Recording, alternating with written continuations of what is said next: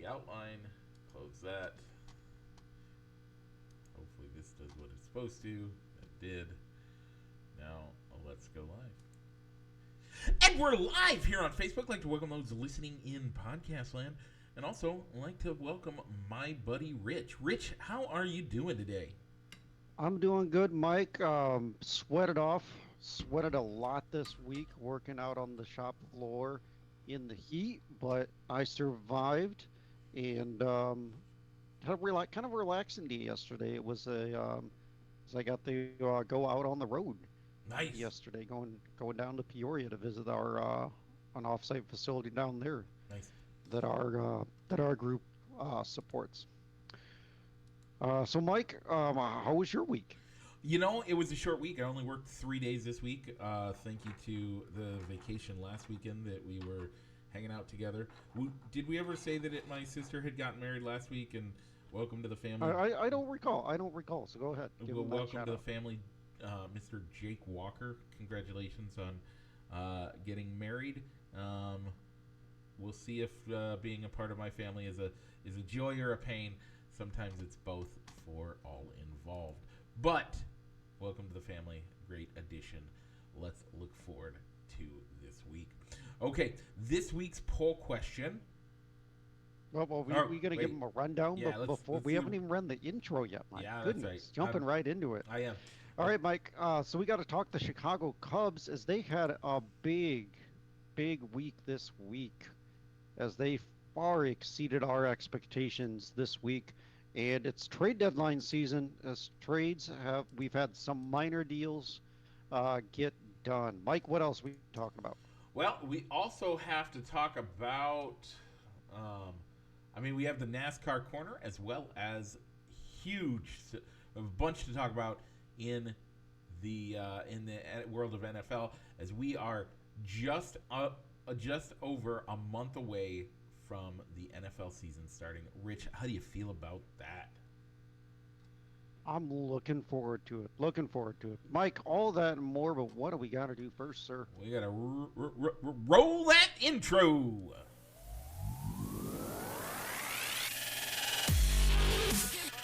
Broadcasting live from somewhere in Iowa. This is Balls and Sticks, the podcast, with your hosts, Mike and Rich.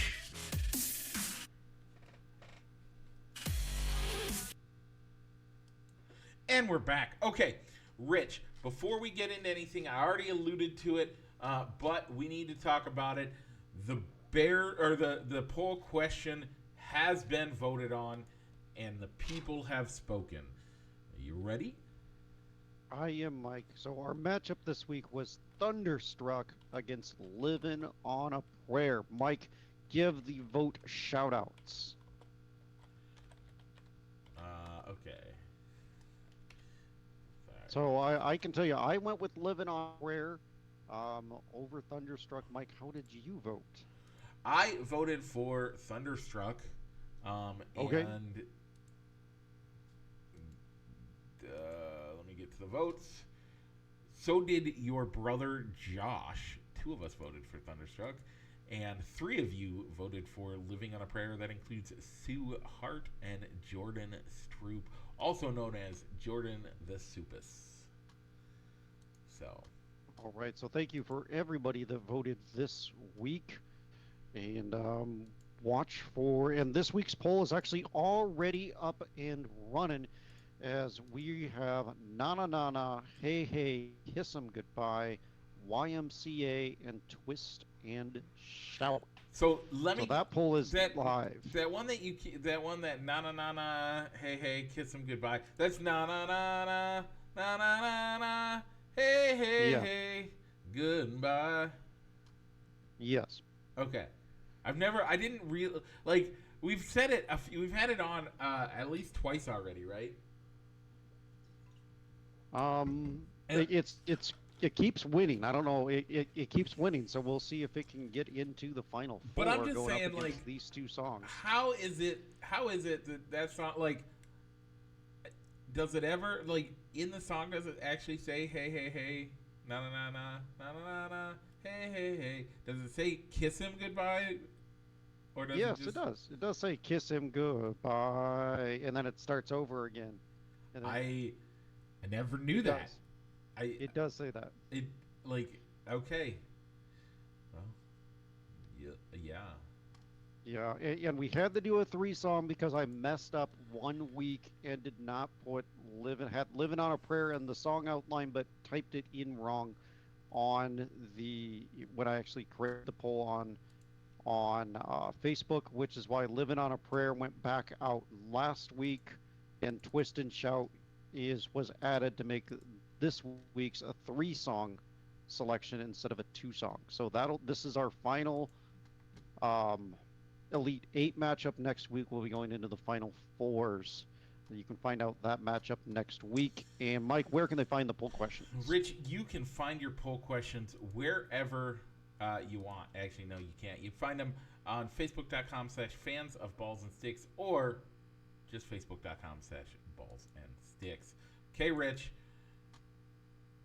Moving from there, let's head over to the baseball diamond. We got a ton to talk about. Like, this is crazy to me. Um, That's right. The Cubs last week, they went undefeated. Probably, I think this is like the other than like opening day or coming back from an All-Star break. I think this is the first time they've ever gone undefeated on a week to week in between shows. As obviously going undefeated, they swept the White Sox, the Cardinals, and the Cardinals twice from show to show. And did you see how last night's game ended? I did not. Mike Tauchman with the tying run on third and the winning run at the plate, Mike Tauchman robbed a home run to end the game, leaping over the center field wall to steal the game-winning home run away from the Cardinals. Excellent way to do, phenomenal way to end the game. Um, so, Mike, what's their record right now, and when was the last time they have been this record, Mike? Well, they haven't been this record this season, but they are one game above 500. The last time they were 500 was May 11th when they slipped under 500. The entire month of June and most of July, all but the last 3 days of July, they spent under 500. By the way, June 8th, they slipped to 10 games under 500. They went into the All-Star break under 500. They are now one game over 500. They've been playing at a pace of 0.619. Rich, if they continue at this pace through the end of the season, that's a big if, but if they do that, they will have won 88 games this year. That's way over expectations for this club, even starting at spring training, I think. Yeah, I'm amazed. I am amazed and thrilled, and I love it, and I really hope we can make this. We can honestly, let's be honest, folks. Will they continue it this hot? No, I don't think so. Um, but is it outside of the realm of possibility that they can play well enough to maybe make a case that in September they're fighting for the division crown or even a wild card? 100%. Rich, where? Speaking of, give us a standings update for where they're at. They are 4.5 games back in the division, um, with the Brewers currently holding the division. Yeah, I mean, It's 57 and 47. The Cubs are 52 and 51. The wild card, though, they are 3.5 games back of the wild card, as currently the Phillies and the Reds have the advantage for the top wild card, with the Marlins and the Giants being tied for the second or third and final wild card. So they're only 2.5 back of the Diamondbacks And with next week, they got 4 games against the Reds, who are currently above them in both the division and a wild card, to where you could be talking that they could be, if the season ended, I think even if they split the series with the Reds or take it 3 games out of 4, they could be in second place in the division, or maybe even in line to make the wild card if the season ended um, next week. Yeah, I, Could I totally could could. see it too. I really could. Um, So Mike, they got 2 against the Cardinals, 4 against those Cincinnati Reds in Wrigley, and then the Braves come to town. The division leading, I think, like the league leading Atlanta Braves come in for a game, a Friday afternoon game next week. How many wins can they get out of these 7 games? so the Cardinals are historically low. That's number one, right? We agree with Yeah. that. Hmm. So they should get at least one, maybe two against them. Um, if they sweep them again this weekend, it's big if. Then I think they have the way they're playing. They could easily get two, if not three, from the Reds and get at least one from the Braves next week. I'm gonna say it's gonna come on our Friday. On Friday, I think they're gonna get five overall. I I'm think gonna. they'll get five. Okay. All right. I mean, I'm tempted to go below expectations to go lower, just because, man, they really overperformed. I thought they would just split each of those 2 game sets from show to show, Yeah. and they far exceeded. So I think I'm gonna go 4, um, because I see them splitting with the Cardinals because it's a division game. I'll go 3 out of 4 against the Reds, and I'd say they're gonna lose the game against the Braves. Okay. And that's that. You know what? I don't think. I think four would still be a great Mhm. showing this week. Uh, I agree. So with the trade deadline last week, you said buy. Why not? Go for it. yep. Bring in some guys that can bring like a winning attitude, or that I guess that have playoff experience and playing on winning teams. Bring more of those guys onto the team to supplement the roster. Last week I said, you know what, this team, even if it makes the playoffs, it's not going to get out of round one. Why add to the roster? Let's sell off while these guys are hot. Now, after seeing how they've played this week, I've changed my mind and I'm saying you got to buy, but probably more than likely it's going to be buy, but minor moves, to where I'm thinking like a bring in 2 relievers to supplement that bullpen, and maybe a third baseman if the deal is right. Yeah. I still think they're by. Here's the hard part, Rich. We're getting Yep. really excited um, that they're above 500 for the first time and blah blah blah since May 11th. And we're talking about how they were 10 games under 500. And I mentioned earlier, and then now I'm looking at things and I'm realizing I said they've played 10 games over 500 since June 8th. Here's the problem with that statement: they just won 6 in a row.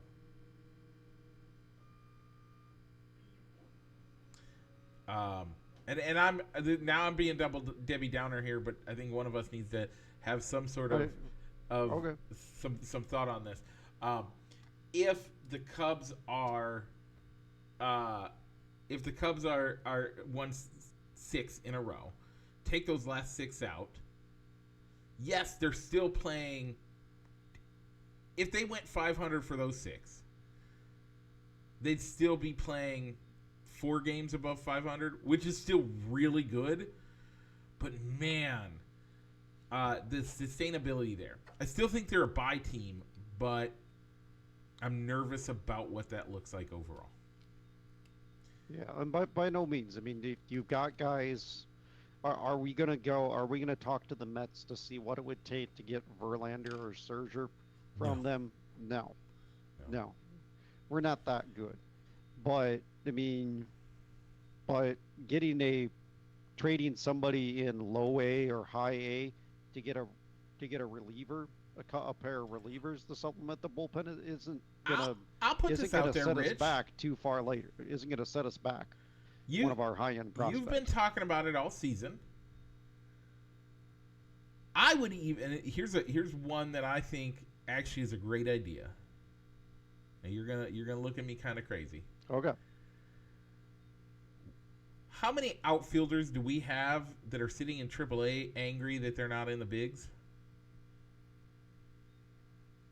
Maybe not angry, but ready to be in the bigs. We have like four You of got them, at right? least probably 3 or 4. Yeah. Okay. Why not trade off one, at least one of our outfielders to pick up or trade off two of them, two of the outfielders in AAA that are ready for the bigs for most teams, to then get a left-handed bullpen guy. Are you thinking Josh Hader? I am thinking If the Josh Hader. Padres, Look at yeah, you. yeah. If the Pods can, What do the make Padres him need? available. The Padres need everything. They suck. Well, on paper they should be good, but Yeah, but how's that working out for on them? paper, yeah, exactly. They're really underperforming. So I think we need to have the Cubs trade one of our. By the way, I even think with what we have in the out waiting in AAA, you could trade one of our active roster outfielders and still be doing okay. I don't know which one I think you should trade, but you could, and I still think we'd be okay. But that's just me. Okay. Okay. So we'll have things to talk about next week, as Yep. I'm sure the Cubs will make some sort of deals, either I think either I- either buying or selling. I think Yeah. the Cubs are going to be active in the trade market. You There would have hope. been some minor trades that have happened this week. The Brewers shoring up their first base hole with getting Carlos Santana from the Bucks.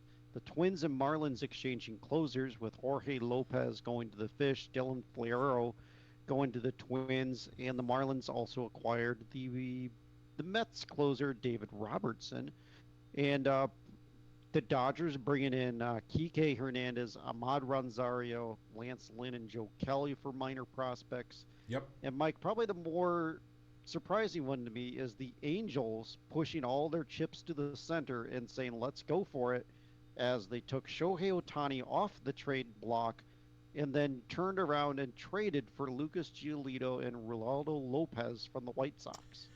Yeah. I mean, the White Sox weren't doing anything. I don't know that the Angels are going to be doing anything either, but they have the talent. They need to be doing something, and I think they know. Here's the big thing. They know that Shohei wants to stay an Angel. I think they know that, and because of that, I think because culturally, we've seen, unless it's a move by the team, the players don't tend to move when they come from the Japanese league. Fair enough to say? Yeah, I can see that. I mean, I'm not trying yeah, to. that's true. Ichiro really didn't move around that much until he was traded. Our second Mets- best Japanese player that the Cubs have ever had, the Cubs traded Granted- Fukudome.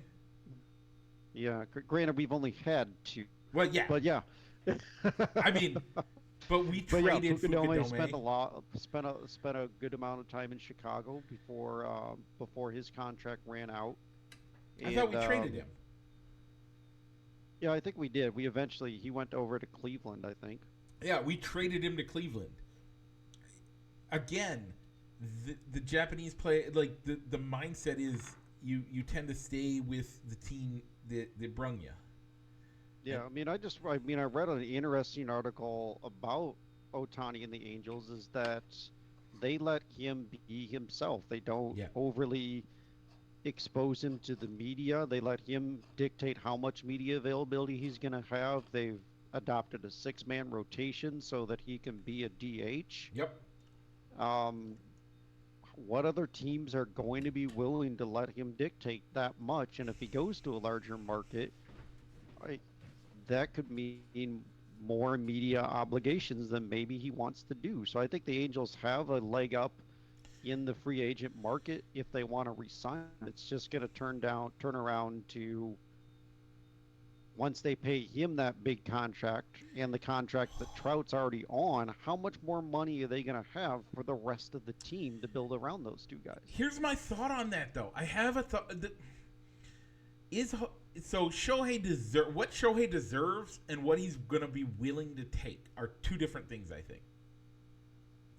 I think if you have a contract, and this is where things get a little weird, but I think if you have a contract for 5 years, 120 a year,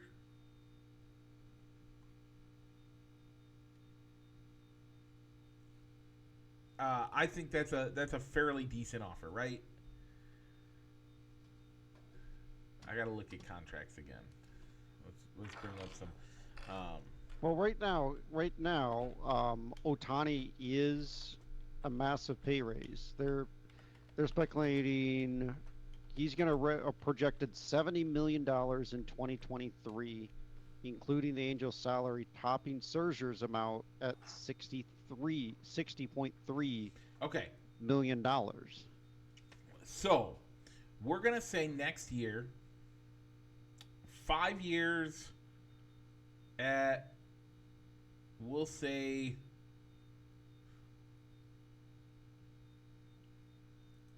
$250. Okay, that would be fairly close to.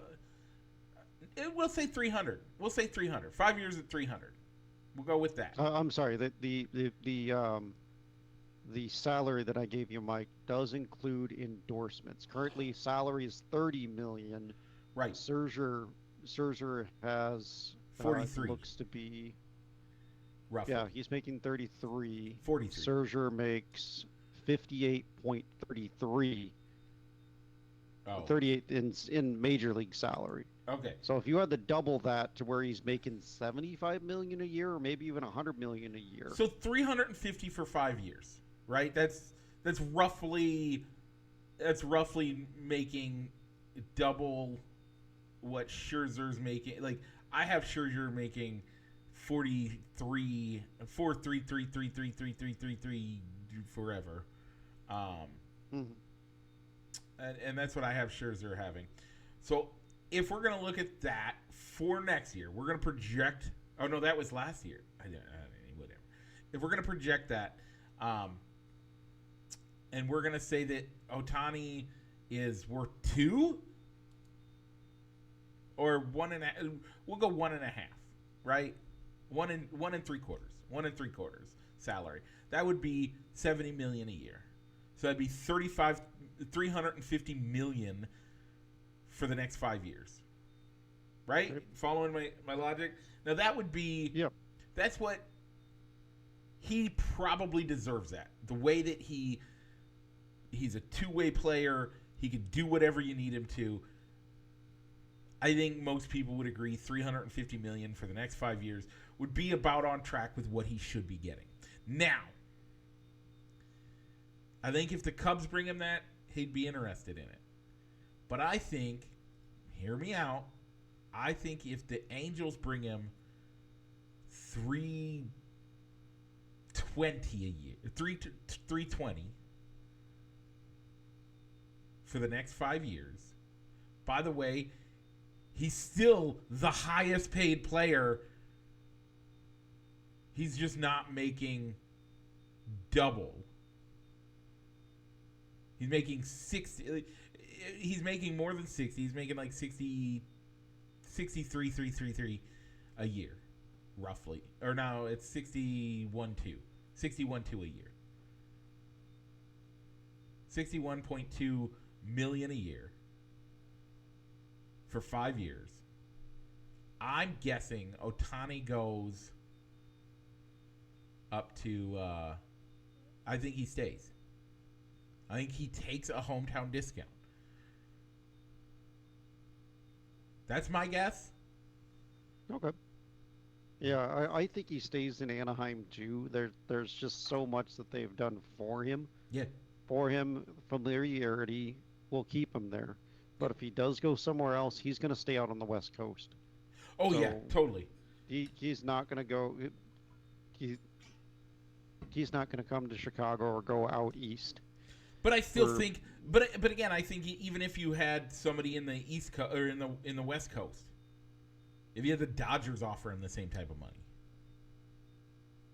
he'd still be like, I think he'd still take that. He'd take a hometown discount for the Angels. Okay. That's what I'm saying. So, all right. Anything else in the world of baseball that you want to touch base on before we start making some left turns? No, but Rich, you said you see a left turn coming up. What's after that? I do. Isn't another left-hand turn, Mike? Yes, it is. And why is that, Rich? Well, Mike, because we're going to go into the NASCAR Corner presented by I Sports Cards Incorporated in Moline, Illinois. You can find them on 5th Avenue, and you can also find them on the eBay. I Sports Cards Incorporated. So, Mike, last week we were in the Poconos for Hype.com 400. The Mike, tricky your triangle, as it was, were. yeah, the tricky triangle. Mike, your winner was Denny Hamlin, who was your pick. First time you've gotten on the board for a race winner and doubled up your points. My pick of Kyle Busch came in 22nd, which closes the gap, Mike, for the regular season to be 15-11 in favor of myself. Neither of us got to watch the race because we were hanging out at the Perry's for Life Day. But I heard it was a controversial. Today, by the way. Oh, which I heard is it was a controversial end, as a lot of people were calling Denny Hamlin dirty for screwing over Kyle Larson for another win, which is how he got his win in Kansas too. Rubbin is racing. Yeah. I mean, Pete, you weren't alive for you were alive. You were not. I was not a NASCAR fan when Dale Earnhardt Sr. was around and he was doing similar things. So I would say if you got a problem with what Denny's doing, then you got to have a problem with Dale Earnhardt Sr. And nobody's going to tell me they have a problem with Dale Earnhardt Sr. Why is that, Rich? Because he's the greatest. So I don't care. Don't come at me with that. But either way, Denny Hamlin wins. And with that win, man, that was awesome. This week, Rich, we are heading. Sorry, I'm speeding this up a little bit only because you're good. We have tons to talk about in the NFL, and we got to get to that pretty quick. So with that, we head from the Poconos to Richmond for the Cookout 400. Man, I want some Cookout now. Rich, with my pick, I'm going to pick Martin Truex Jr. A good pick, good pick. Toyotas have typically run really well on the short tracks at Richmond. But I'm going to go with the closer, Kevin Harvick. In all the track history that the NASCAR app shows, he's only finished outside of the top 15 once. Yeah. Top 15 once. So, and he's in top 10 all but twice in that span over at Richmond. So I'm going to go with the closer, Kevin Harvick, finishing higher than Martin Truex. I was tempted to do Denny Hamlin here, but I think he's got a little bit of a target on his back. since Yeah. a little bit of target on his back and at a short track, that could be an easy place to get some revenge. So Yep. Kevin Harvick for the win. Kevin Harvick for me. We do have other NASCAR news as the Xfinity Series gets a new television partner, right, Rich? They do. Starting in 2025, the Xfinity Series will be shown exclusively on the CW. Yeah, that's So exciting. it'll be the first time that the Xfinity Series has been on over-the-air television exclusively. So you won't have to worry about, well, when does it move to NBC Sports? When does it I thought the move to Xfinity just the stayed. USA or I thought the Xfinity stayed on Fox Sports most of the time. I think no, it's the Fox Sports net, the Fox Sports family. They keep the Truck Series all year. Okay. The Xfinity Series does switch over, so you won't have the thing or which cable channel is it going to be on, or is it going to be aired on NBC Yeah. on a Saturday instead? So you're only going to be that coverage won't start until 2025 though. Okay. Still no firm news on what's going to happen to the Cup Series when their TV deal expires. It'll make money. Okay. Probably not. That Probably won't be that big of a difference. Mike, go ahead and take us out. that has been the NASCAR Corner, presented as always by Triple I Sports Cars Incorporated, Moline, Illinois. Check them out on Fifth Avenue for all your sports memorabilia needs. Once again, that is Triple I Sports Cars Incorporated. They also have an eBay store. Let's head from the left turns to the gridiron, as it's now time to talk about the NFL. We've been looking forward to it for a while, and then we realized we are a month out, and we have tons to talk about as we have to get into. We have to talk about our each division. We have to pick wins and losses. We have we have fantasy to talk about, and then we're basically in the season. NFL. I know it's crazy. We kind of slipped it, kind of forgot about it a little bit too much. As normally we've started talking about divisions Yeah. like in mid-July instead of the end of July. Yeah. So I kind of adjusted how we're gonna Yep. get into our seasonal previews for the NFL. And this week we are just going to talk about the Eastern Division teams. So, Mike, do you want to start in the AFC or the NFC? Let's go with the let's go with the NFC, as the AFC is going to has a lot to talk about. We have a ton to talk about there. Okay. But we have a ton to talk about in the NFC because there's huge stuff there too. All right. So the first thing that comes to mind with the NFC for me is what the Eagles did a fluke, or are people going to figure them out now that they've had an entire off season to study what they did well to propel them from being missing the playoffs? I think they missed the playoffs in 22 to going all the way to the Super Bowl and losing to Chiefs. So are they going to have a Super Bowl hangover, or are they going to be able to repeat and make the playoffs and make a deep playoff run again? So rule number one is, as your quarterback goes, so your team goes, right?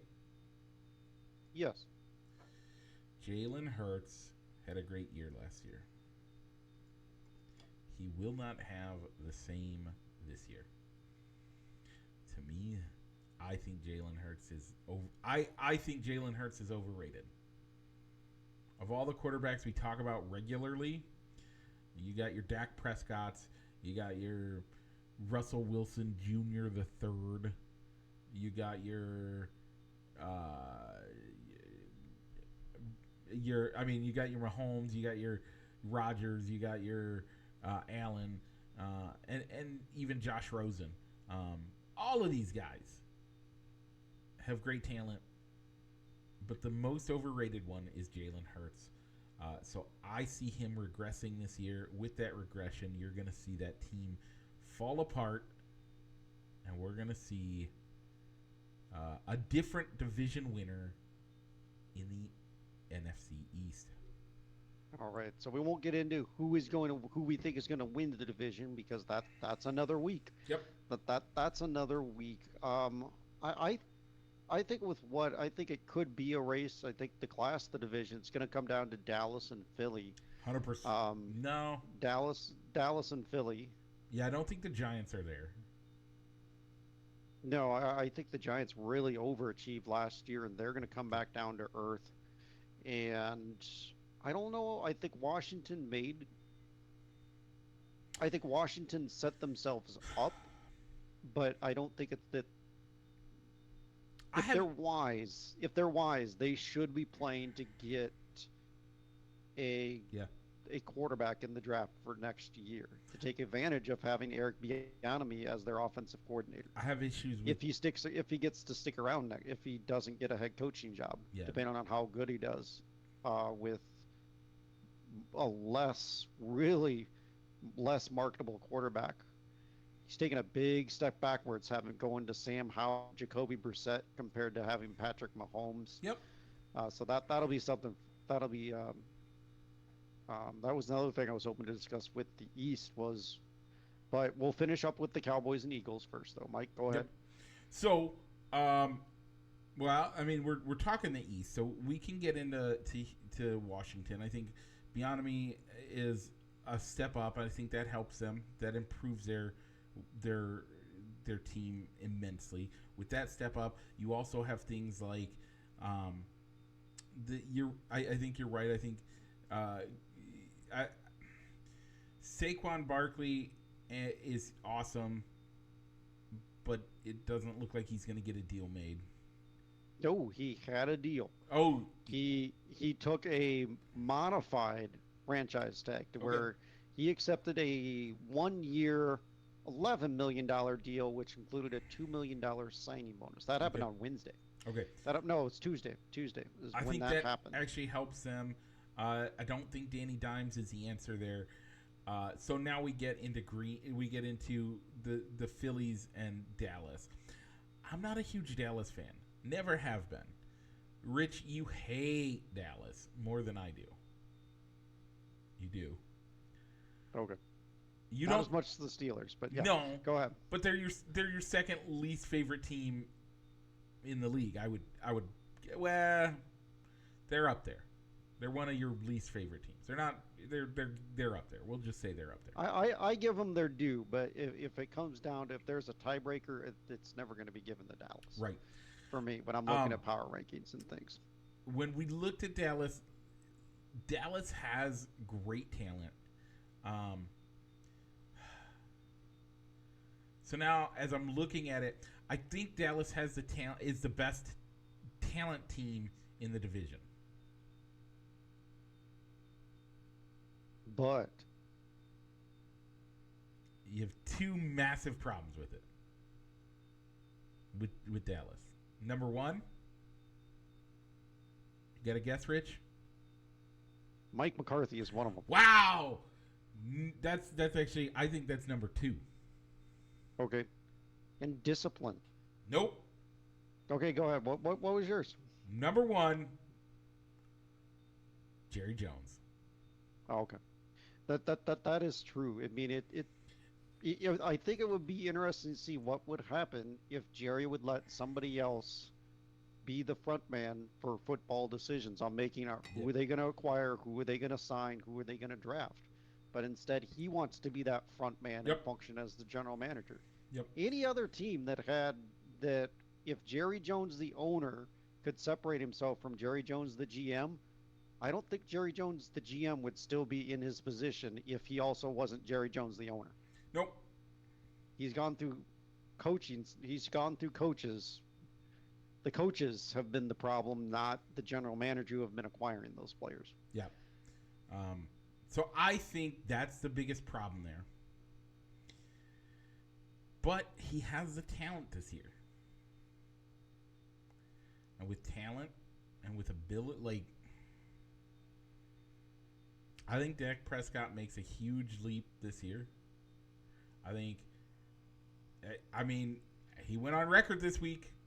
He knew we were talking about him this week. He said, I'm not going to throw 11 interceptions this year. I guarantee it. Now, either they're going to run the ball way more, or he's going to be better. He's going to be more disciplined. Uh, let's. I hate saying it, but I think Dallas is the better team here. I think the Eagles have talent, but their quarterback is their biggest problem. I think you can overcome a coach. I think you can overcome a terrible owner that is also your GM. By the way, if you don't believe me, Washington, terrible owner. They've overcome it quite a bit. Speaking of Washington, let's get into the Washington conversation. Yeah, you got one more thing to say. I do. I would disagree with you on this one, Mike. I think the Eagles.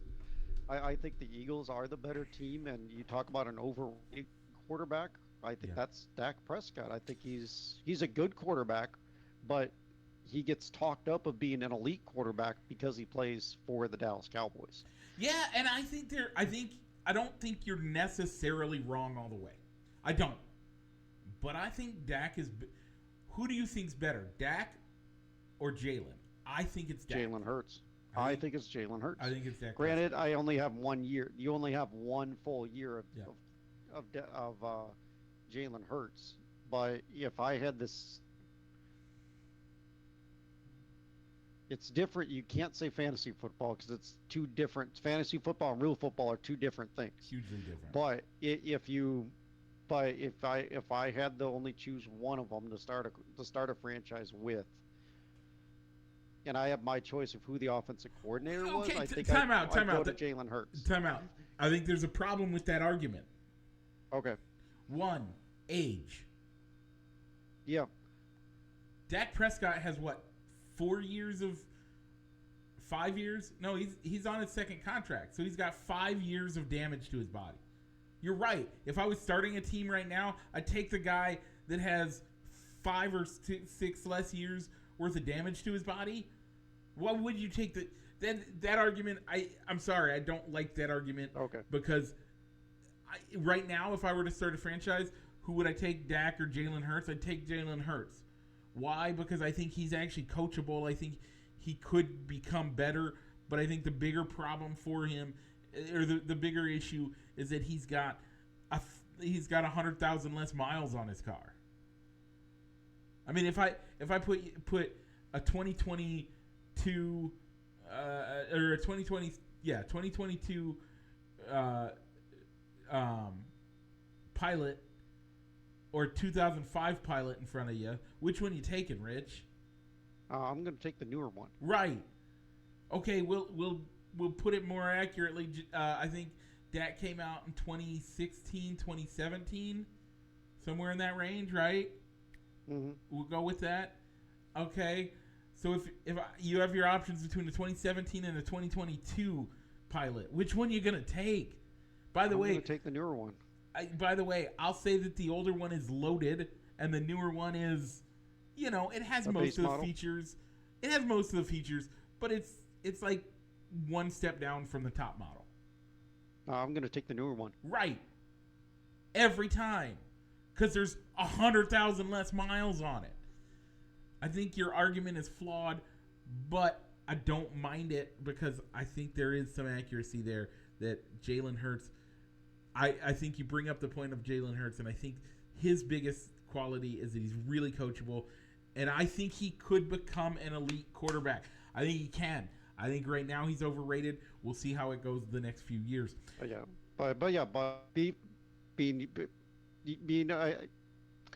Eagles are going to be integrating a lot of rookies into their rotation this year. Yep.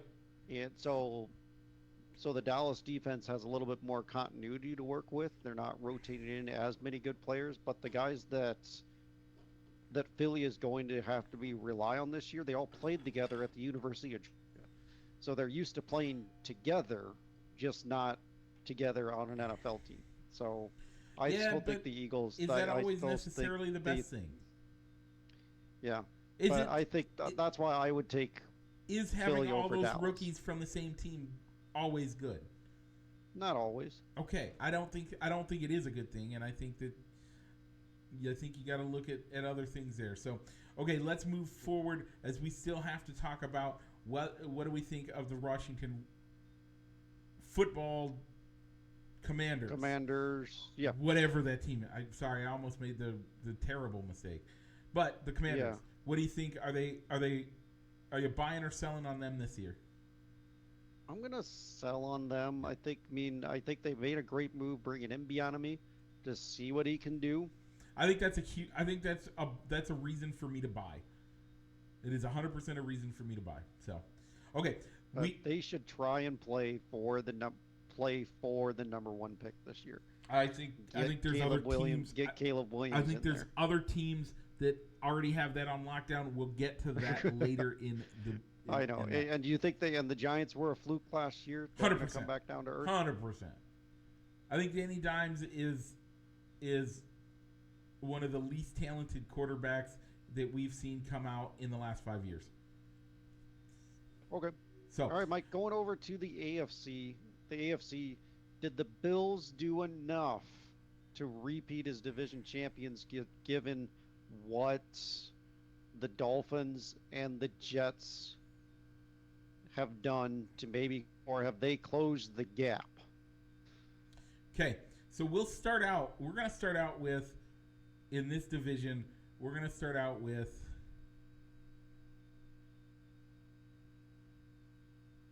Because really, the only notable thing, that, in my opinion, that the Patriots did is they brought in an offensive coordinator. Okay. Because obviously the Matt Patricia, Joe Judge co-offensive coordinator thing didn't work. So they brought back old friend Bill O'Brien back from the University of Alabama to run the offense. But that was the biggest thing that they did. Okay. So I really don't know I think the Patriots will be competitive. Yep. But I don't see them challenging for the division crown this year. I actually think the Patriots are going to look like garbage this year, and I don't trust them at all. So I take them out of the equation. I think they've backslid even more than they did when they. I think this year they're going to backslide more than they did the year they lost Tom Brady. Period. I think that team is. Okay. I think that team's garbage. That's all. That's all the discussion I have for the Patriots. Come at me, like that's seriously. really all I got too. Okay, that's really all I got too. Let's move to teams that actually did something this offseason, or teams that are worth talking about because of how talented they are. We're gonna go and we're gonna talk about. We'll start out with Miami. What did Miami do this offseason? Miami brought in Jalen Ramsey, who has since gotten injured in training camp, so he's going to be out for a little bit. And what didn't they do this offseason? I don't think they improved the offensive line enough to make it, and I don't think that they brought in an adequate backup for Tua Tagovailoa. Yeah. Tua's going to be out after week 1. By the way, I stand by my statement last week, and I will say it again. Tua Tagovailoa should not step on the football field again, period. If you're his family members, if you're his friends, if you're a fan, if you're the league, if you're the team, you need to help this man protect himself from himself, and you need to tell him, get off the field. Now, the team's not going to do it because they want to sell jerseys. The league's not going to do it because the league is going to do what the team thinks is best. Now, it's up to the fans and his family. He's already proven that he's not going to listen to his family because I'm sure they told him don't do it. Now it's up to us, the fans of football, to say, Tua, you need to protect yourself. You need to stop what you're doing, and you need to calm down, and you need to protect yourself. This is what Tua Tagovailoa needs to do right now. And I know sound like I'm being overdramatic. This man is at risk of death with how bad his injuries were last year. This man shouldn't step foot on a football field. I don't care. But I will ask. I asked, and you agreed. They haven't done anything in case he does get injured. If he doesn't get injured, by the way, I think this team could legitimately win the division. So do I, but it all hinges on the health of Tua Tagovailoa. But the problem is, do you? I'll ask you the question because you're the one that's is kind of hot on this team. Do you think Tua Tagovailoa is gonna make the season? I think he's going to miss some time. I just don't know how many games. Okay. So if he's missing part of the season, we now know that the team is sub 500 when he's not on the field, right? Yeah. Okay, what are we going to do? If he misses 5 games, do they make the playoffs? I don't think they make the play. I don't think they can make the playoffs with as tough as the AFC is if he misses that many games. Okay, so we'll work our way down. If he misses 3 games?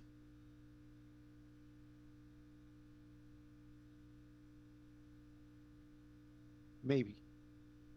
Okay. If he misses 1 game? Yeah, I think they could rebound from 1 game. Okay. And I think that's the only way they can. I still don't know if they can, though. Yeah, I mean, but I think, I still think that their playoff push is going to come through a wild card. And the biggest issue is, this is the biggest issue with what happens to Tua Tagovailoa. What's the injury? Yeah. Because if it's a head injury, can the medical staff... Let's say it's a knee injury. Let him play. But if it's a head injury, and Rich, I'm asking you. You're not a medical professional. You don't have any insight on what your insight on his history is what's out there in the public knowledge. Right? Yes. Okay. So if that's what we're looking at for what we know, if he gets a head injury again, do you think he should? I've said I don't think he should step on the field again. You disagree, I believe. Yes or no? I don't know if you disagree with that one. Let's start there. I think you got to take a long, hard look on how you would evaluate him if he got a concussion. I think you'd have to kind of adjust how you evaluate concussions for someone like him. Because he had 3 last year. Yeah.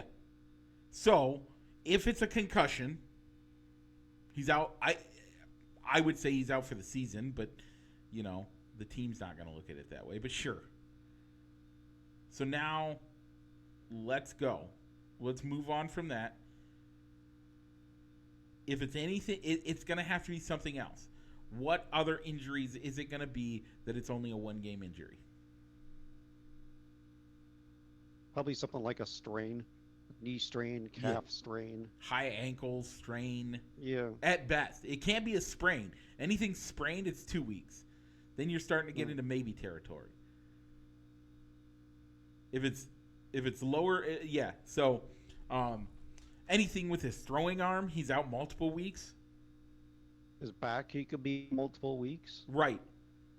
So, it's got to be a midsection strain at best, no sprains. Okay, so we've now said we don't think that Miami is good enough to take the division away from, and we're not actually giving you our prediction who's going to win. We're just saying they're not good enough to win. They're not good enough to take the focus off of Buffalo. Yeah, I think if what Miami needs to do is much like they did last year, they need to get tank. Off to a hot start. No, what Miami needs to do is they need to take Tua off the field. They need to start their backup, who is garbage. They need to lose every game, and they need to get the number 1 overall pick. And then they need to draft a quarterback and write a check to Tua and say, "We love you. Protect yourself. Goodbye." That's what Miami needs to do. Now, let's move to the next team that is looking to dethrone the Buffalo Bills. That would be the Jets, Rodgers, Jets. Okay. Roger Jets cleared for takeoff. Okay, Rodgers, we have huge stuff to talk about this week with Aaron Rodgers and the Jets. First of all, Rich, give us the news update on the Jets and what they've done this offseason. Well, the Jets brought in Aaron Rodgers, the big thing. I mean, you got this team. I think could make the division interesting. Yep. I mean, you had the offensive and defensive rookie of the years on that team, and the offensive rookie of the year won it, having Matt White, Zach Wilson, and I think like a third string quarterback throwing to him, and now he gets Aaron Rodgers thrown to him. Yep. Which is a big upgrade. A big upgrade. Yep. But Aaron Rodgers, to help the Jets, he reworked his contract. He signed a longer term extension and essentially took a $35 million pay cut, saying that the Jets made a commitment to me by giving up the draft assets to bring me to Gotham. So I'm willing to take a reworked deal and take less money to help them, give them more financial capability. My question on that is, where was this version of Aaron Rodgers back in Green Bay when he was crying that I need more receivers, or why can't you, when he was harping that his new contract, he needed to be among the highest paid quarterbacks in the league. Okay, rule number 1. 15 years ago, because he's been playing for 20, right? If I did my math right. 20 years ago, he came in the league. 15 years ago, we're talking roughly, we'll say 15 years ago, when he took his first negotiated contract. He took a team-friendly deal. What did they have to show for taking that team-friendly deal? Exactly. No Super Bowl wins, 1 appearance. But they made the playoffs each and every one of those years. Oh, okay. I think on his back, his underpaid back is why they got there. Okay, now fast forward to renegotiating contracts. His second contract, he took a team-friendly deal, saying, "Hey, let's get some people around us." And what did they do to show his appreciation? Their appreciation. They left him hanging. So now you're renegotiating in your mid-30s a contract with a team who's proven time and time again that they're not going to spend money to get you receivers. You have the right to say they haven't spent money to get me receivers. You have that right to say right away, right? But if they're not going to spend the money to do it, why not say, give me my money then? I was nice to you then. I was nice to you again. Give me my money. And that's what he did.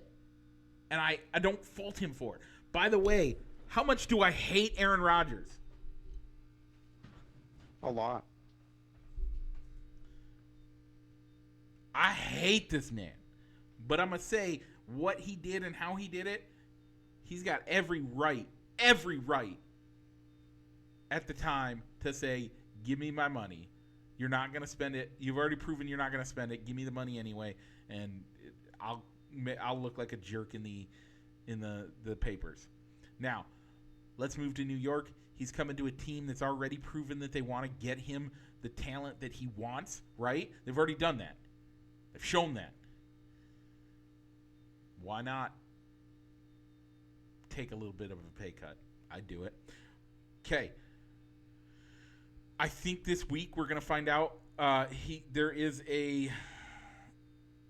someone coming to town on Sunday for during practice to kind of do a walkthrough with the team and, feel the paces out. And this is what determines this division. As Dalvin Cook comes to town to decide to talk to the team, do a walkthrough, kind of see what the facilities are like. And if they pick him up, this is where this team ends up making a huge swing. I think this is a bigger pickup than Aaron Rodgers is, even though Aaron Rodgers is the single greatest talented football player we've seen in our lifetime. Okay. Anything else on the Jets? I'm glad you brought up Dalvin Cook, though. Yeah. Because the other teams he's looking at are also in the AFC East. Yeah, that's 100% true. He's visiting the Patriots, where him and Stevenson could rotate. He's looking at the Dolphins. He's looking at the Bills signing and playing with his brother James Cook up in Buffalo. And I think it's going to come down to being the Bills and the Jets. I 100% both agree. Both of them need running backs. Both of them need a running back. Here's the bigger problem. Like him. You're gonna be piggybacked if you go to Miami. So, either way, I think it's gonna be, if he comes to town, that changes everything. Anything else on the Jets that you want to discuss? Not really. I think if anything, Aaron Rodgers has done everything right. If anything, it's the exact opposite of what he could have maybe done in Green Bay to improve the rosters. He's gone to training camp. He's gone to training. He's reported to training camp on time. He's gone to mini camps. He's taken a pay cut.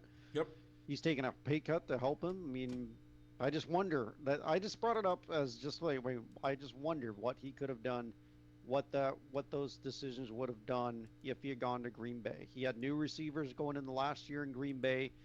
Go to training camp or mini camp to improve that relationship with them? No, but he does it in New York. He didn't take a pay cut to help them improve or sign a specific player if that player is Dalvin Cook, but he did it for the Jets. That's the only reason why I brought it up.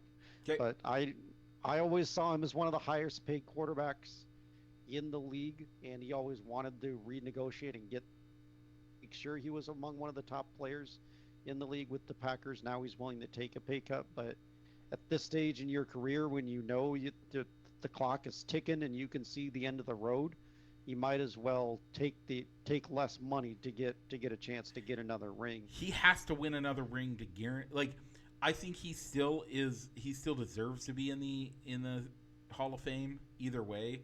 But man, does it look shaky if he doesn't do something like win one more ring? If he wins one more ring, he's golden. Okay, let's move on to the biggest name when it comes to the NFC East or the AFC East that we've been talking about for the last 5 years, and that's the Buffalo Bills, as they are amazing, and let's see what that looks like. First and foremost,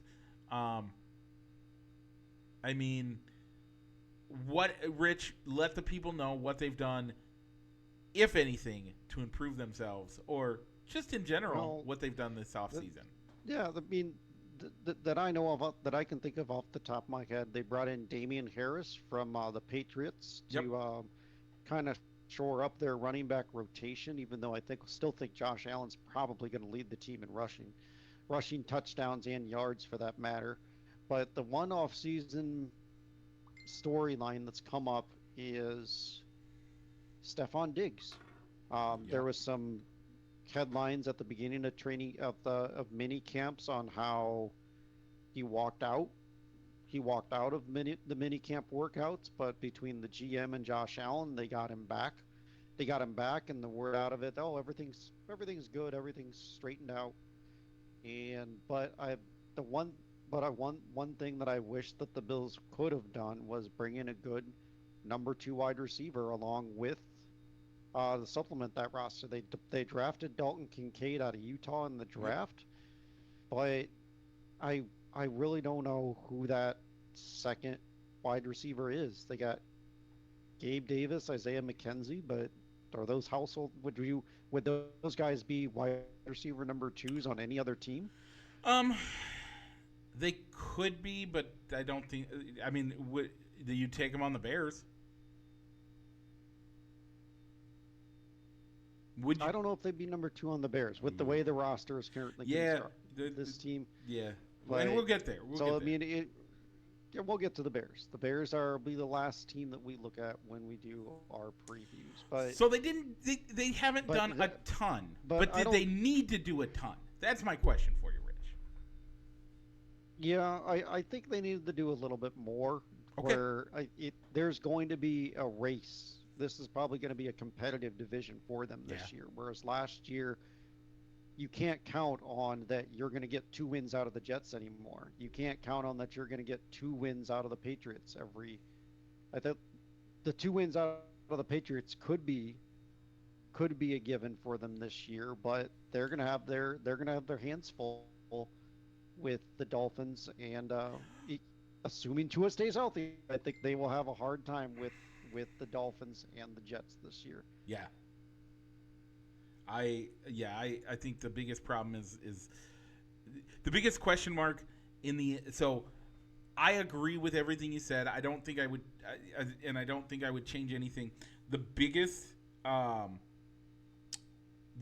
I'm going to say right now, the biggest question mark, and then I'll ask you, biggest question mark for me in the entire division is, does Tua survive the season? And if that answer is no, then Miami's out of the ticker. It's now just a 2-horse race, and that actually helps both those teams make the playoffs. And we'll figure out who wins it in a couple of weeks. Yeah, Rich, but really, Mike, what is your biggest go with anybody thing with the East? With the East? Yeah. Who are the backup quarterbacks? Oh, Rich, we don't have time. Nobody in this division. Rich, we are an hour and 6 minutes in right now, and we don't have time for that in the discussion. Exactly. Nobody in this division really has a good backup quarterback. You just brought up the biggest question mark in the division. By the way, one of the teams doesn't have a starting quarterback.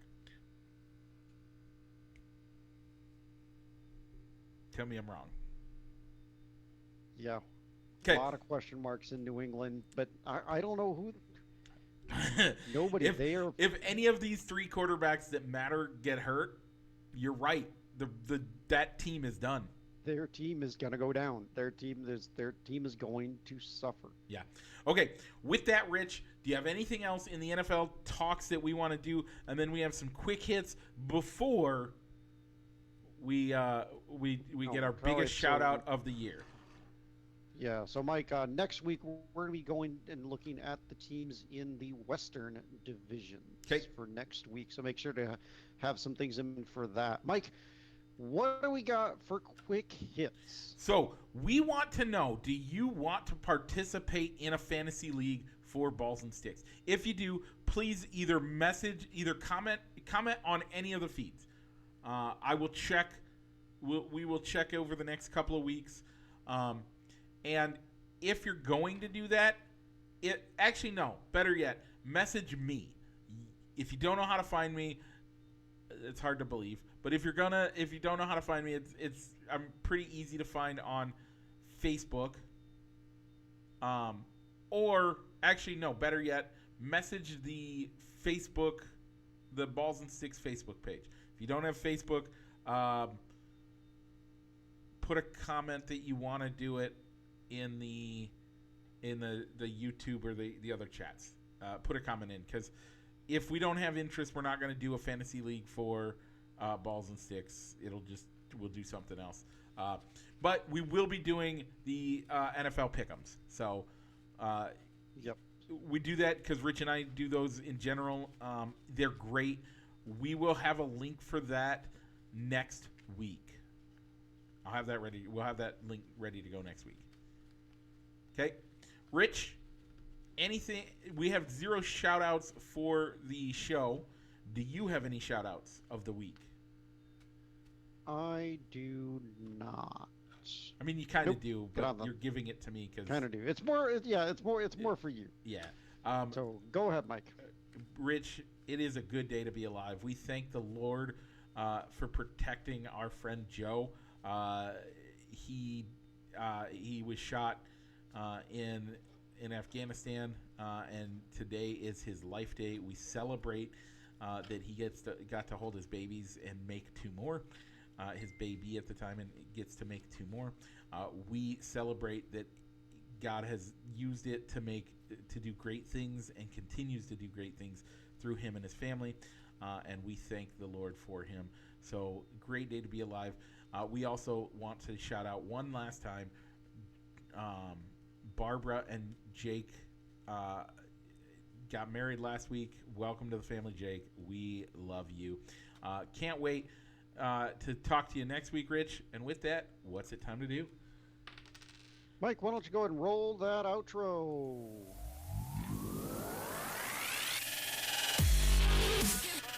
Broadcasting live from somewhere in Iowa, this is Balls and Sticks, the podcast, with your hosts, Mike and Rich.